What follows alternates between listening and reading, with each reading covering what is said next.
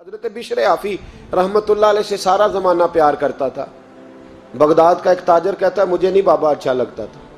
ہمارا اپنا اپنا ذہن ہے نا، ہم کہتے ہیں میں نے جدھر ساری دنیا جا رہی ہے وہاں نہیں جانا، کہتے ہیں کہ وہ بابا مجھے نہیں اچھا لگتا تھا، حالانکہ سارا بغداد عزت کرتا۔ کیوں نہیں اچھا لگتا تھا؟ کہتے ہیں اس لیے کہ بابا نہ صرف فرض مسجد میں پڑھتا تھا، باقی نماز گھر جا کے۔ تو میں کہتا تھا اتنا ولی ہے تو باقی بھی مسجد میں پڑھے۔ کہتے ایک دن میں نے کہا جسوسی کرنی ہے اس کی، جو کہ اسلام میں منع ہے۔ کہتے حضرت بشر آفی رحمۃ اللہ علیہ نے جمعے کے فرض پڑھے، فرض پڑھ کے نکل گئے دوڑ کے۔ فرماتے ہیں میں پیچھے ہو گیا، میں نے کہا آج میں نے سنتیں چھوڑ دی ہیں پر اس کا پتہ کرنا ہے، سنت نفل بعد میں پڑھوں گا۔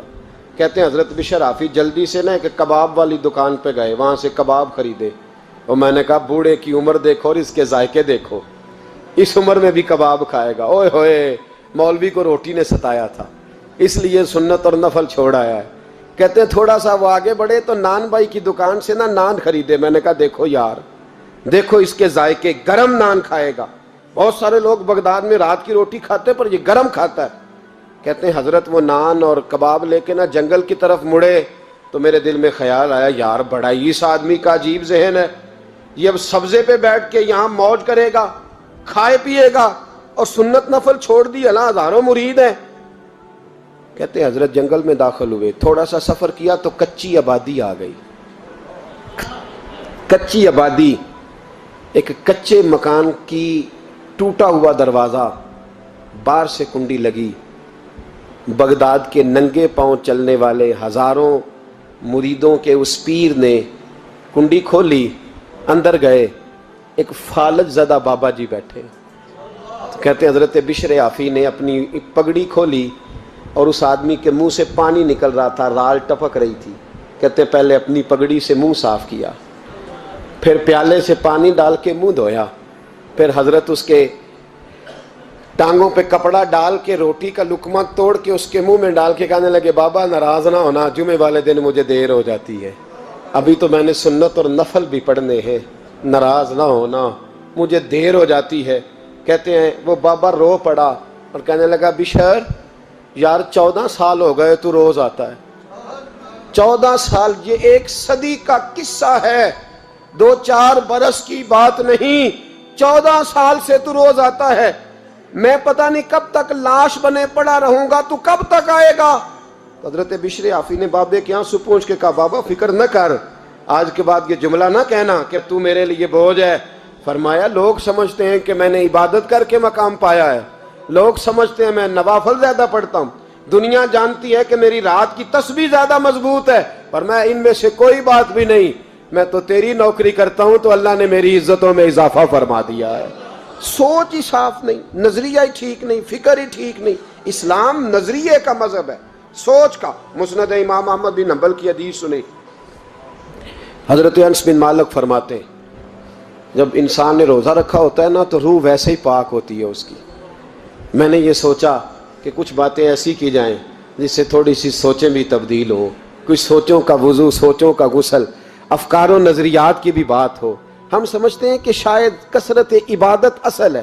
اقبال کہتے ہیں یہ ذکر نیم شبی، یہ مراقبے، یہ سرور، تیری خودی کے اگر نگہباں نہیں تو پھر کچھ بھی نہیں ہے، تیری خودی کے اگر، اور پھر عام چیز نہیں کہا یہ ذکر نیم شبی، سویرے سحری کا ذکر، یہ مراقبہ، یہ جو تو گھنٹوں اللہ کی یاد میں بیٹھا رہتا، یہ سرور، کہتے ہیں بے کیف عبادت نہیں، سرور والی، یہ ذکر نیم شبی، یہ مراقبے، یہ سرور، تیری خودی کے اگر نگہباں نہیں، اگر تیرے نظریے کو نہیں بدل سکے، تیری سوچ نہیں بدل سکے، تیرا ایمان مضبوط نہیں کر سکے، تیری خودی کے اگر نگہباں نہیں تو پھر کچھ بھی نہیں۔ اور خرد نے کہہ بھی دیا لا الہ الا اللہ تو کیا حاصل؟ دل و نگاہ، دل و نگاہ، دل و نگاہ اگر مسلمان نہیں تو پھر کچھ بھی نہیں، دل و نگاہ۔ اقبال کہتے ہیں ایک دل کا کلمہ پڑھ، دوسرا نظر کا کلمہ پڑھ، ان پہ پابندی لگا۔ دل و نگاہ اگر مسلمان نہیں تو پھر تو کچھ بھی نہیں، کچھ بھی نہیں۔ حضرت انس بن مالک کہتے ہیں میں حضور کے پاس بیٹھا تھا، حضرت عبداللہ ابن عمر بھی بیٹھے تھے، کوئی بات ہو رہی تھی، ایک حجرے میں بیٹھے تھے، دروازے پہ دستک ہوئی۔ مسند امام احمد میں حدیث ہے نبی پاک علیہ السلام نے فرمایا انس دروازہ کھولو، دروازے پہ وہ بندہ ہے جس کو اللہ بغیر حساب کتاب جنت عطا فرمائے گا، وہ بندہ ہے دروازے پہ۔ حضرت انس بن مالک کہتے ہیں میں نے دروازہ کھولا تو بندہ دیکھا، غریب سا ایک انصاری صحابی، اور بندہ بڑا سادہ، وضو تازہ کر کے آیا ہے تو پانی کے قطرے داڑھی سے بہہ رہے ہیں، اور چمڑے کے جوتے اس نے لپیٹ کے تو بغل میں چھپائے ہوئے، آ کے اتحیات کی حالت میں بیٹھا، حضور سے دو چار باتیں کی، چلا گیا۔ ہم اس کا رنگ دیکھتے رہے اور مصطفیٰ کا کرم دیکھتے رہے۔ اس کو حضور نے جنتی کہا ہے۔ کہتے ہیں اگلے دن اسی ٹائم اسی وقت ہم حضور کے پاس بیٹھے تھے، پھر دروازے پہ دستک ہوئی، حضور نے فرمایا دروازہ کھولو، دروازے پہ وہ بندہ ہے جسے اللہ بغیر حساب کتاب جنت عطا فرمائے گا، بغیر حساب۔ کہتے ہیں دروازہ کھولا، اور جیسے ہی میری نظر پڑی، بندہ بھی وہی ہے جو کل آیا تھا، اور انداز بھی وہی ہے جو کل تھا، اسی طرح پانی کے قطرے، اسی طرح جوتے بغل میں، السلام علیکم، کل حضور فلاں بات کی تفصیل پوچھنی مجھ سے رہ گئی تھی، غلطی ہوگی، دوبارہ آیا ہو۔ اس نے اپنی گفتگو کی، چند جملوں میں بات سمیٹی، چلا گیا۔ فرماتے ہیں اتفاق کی بات کہ دن تیسرا، بندے بھی ہم دونوں، میں اور عبداللہ ابن عمر۔ حضرت انس بن مالک کہتے ہیں دونوں بیٹھے تھے، سیم ٹائم سیم ڈے۔ پھر دستک ہوئی، حضور نے فرمایا دروازہ کھولو، اور مسکرا کے فرمایا دروازے پہ وہ بندہ ہے جسے اللہ بغیر حساب کتاب جنت عطا فرمائے گا۔ کہتے ہیں کھل اٹھے ہمارے چہرے، باہر گئے، دستک ہوئی تھی، دروازہ کھولا۔ فرماتے ہیں مجھے یقین تھا وہی ہوگا جو 2 دن پہلے آیا تھا، اور میرے یقین کے مطابق ہی کام ہوا، وہی بندہ تھا جو کل بھی تھا، جو پرسوں بھی تھا، حالت اور کیفیت اور انداز بھی وہی تھا۔ پانی کے قطرے بہہ رہے ہیں، اور اس شخص نے جوتے بغل میں دبائے ہوئے خدمت میں حاضر ہوا، بیٹھ گیا، بات چیت کی، چلا گیا۔ حضرت انس بن مالک کہتے ہیں تھوڑی دیر ہوئی تو حضور بھی تشریف لے گئے۔ حضرت عبداللہ ابن عمر مجھے کہنے لگے یار ویسے کتنے اس کے نصیب ہیں، کتنے نصیب ہیں، کوئی آیا لے کے چلا گیا، کوئی آیا لے کے چلا گیا، کوئی عمر بھر بھی نہ پا سکا، میرے مولا تجھ سے گلہ نہیں، یہ تو اپنا اپنا نصیب ہے، یہ تو اپنا اپنا، اور نہ کسی کے حال پہ طنز کر، نہ کسی کے غم کا مذاق اڑا، وہ جسے چاہیں جیسے نواز دے، یہ مزاج لطف رسول ہے صلی اللہ تعالی علیہ وسلم۔ کہتے ہیں ہم لوگ گفتگو کرنے لگے، عبداللہ ابن عمر مجھ سے کہنے لگے یار ویسے پتہ کرنا چاہیے یہ کون سا عمل کرتا ہے، پتہ کرنا، جیسے ہم نہیں پتہ کرتے کہ یہ بندہ بڑا چمک گیا، پتہ کرو کون سا کاروبار کرتا ہے، ذرا اس کی جاسوسی تو کرو۔ اور بندے بھی بڑے سمجھدار ہیں، وہ سائیڈ بزنس نہیں بتاتے، وہ کہتے ہیں وہ جو میرا علیحدہ ہے وہ نہیں بتانا، کہیں یہ نہ شروع کر لے۔ حالانکہ انسان کے پاس جو خوبی، جو اللہ نے اسے دولت دینی ہوتی ہے، وہ اپنا اپنا نصیب ہوتا ہے، وہ گھر میں بیٹھے بھی اللہ عطا کر دیتا۔ وہ کہتے ہیں کہ پتہ کرو کیا عمل کرتا ہے۔ تو حضرت عبداللہ ابن عمر کہتے ہیں میں اس کے پیچھے ہو گیا، اس سے سلام لی، تو میں نے کہا مجھے 2-3 دن کے لیے مہمان بنا لو گے، مان نہ مان میں تیرا مہمان، 2-3 دن کے لیے مہمان بنا لو گے؟ تو کہتے ہیں مجھ سے کہنے لگا کوئی گھر میں جھگڑا ہو گیا، کیونکہ پڑوس میں تو تمہارا، قریب ہی تو تمہارا گھر ہے، میرے مہمان بننے کو جھگڑا ہے؟ تو میں نے کہا چلو ایسے ہی سمجھ لو، پر مجھے مہمان بنا لو۔ کہتے ہیں میں 3 دن اور 3 راتیں اس شخص کے ساتھ رہا، وہ کتنا صدقہ کرتا ہے میں نوٹ کرتا رہا، نماز کتنی پڑھتا ہے، اس کا کیا، میں چاہتا تھا کہ وہ عمل مجھے ملے، اس کی برکت سے مصطفیٰ نے اسے 3 مرتبہ جنتی فرمایا ہے تاکہ وہ کیفیات مجھے بھی ملیں۔ حضرت عبداللہ ابن عمر کہتے ہیں کہ میں نے کوئی خاص چیز نہیں دیکھی، وہ عشاء پڑھتا تو فجر تک بستر پہ کروٹیں لیتا، اور میں الحمدللہ اٹھ کے تہجد بھی پڑھتا، نوافل بھی پڑھتا۔ کہتے ہیں وہ 1 سپارہ پڑھتا، میں 3 پڑھتا۔ فرماتے اس نے 3 دنوں میں کھجور بھی صدقہ نہیں دی، کہ کھجور بھی، اور میں نے بڑے بڑے غریبوں کی مدد کی۔ میں کہنے لگا کہ عمل تو میرا زیادہ ہے اس سے، پھر خوبی کیا ہے؟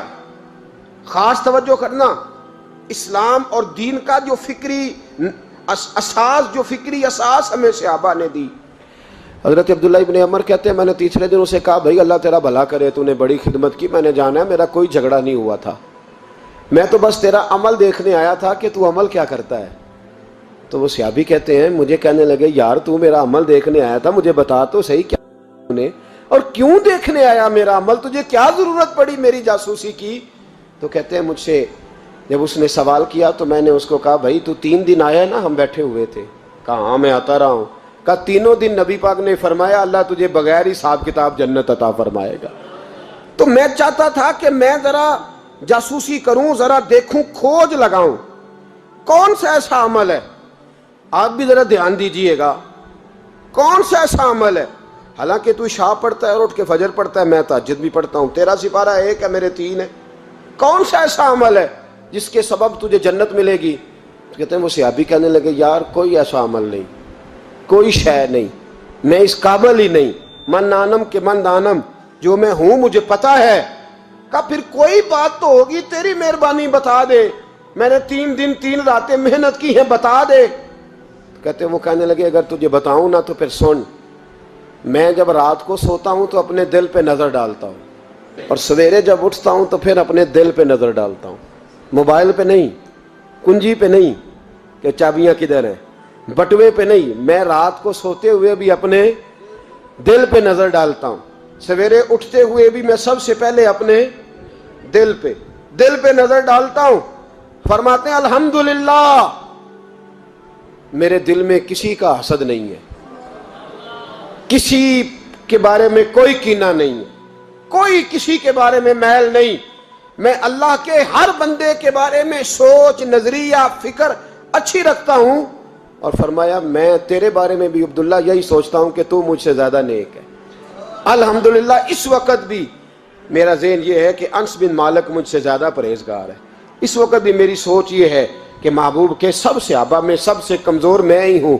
نابد عبداللہ ابن عمر کہتے ہیں میں نے اس کا ہاتھ چوما، میں نے کہا سمجھ آ گئی ہے، تیرا نظریہ، تیری سوچ پکی اور سچی مسلمان ہے، تو دل اور روح کا مسلمان ہے، تو نظر اور روح کا مسلمان ہے۔ یہ سبب ہے کہ اللہ کے رسول نے زمین پر چلتے ہوئے بھی تجھے 3 دفعہ جنت کی بشارت عطا فرما دی۔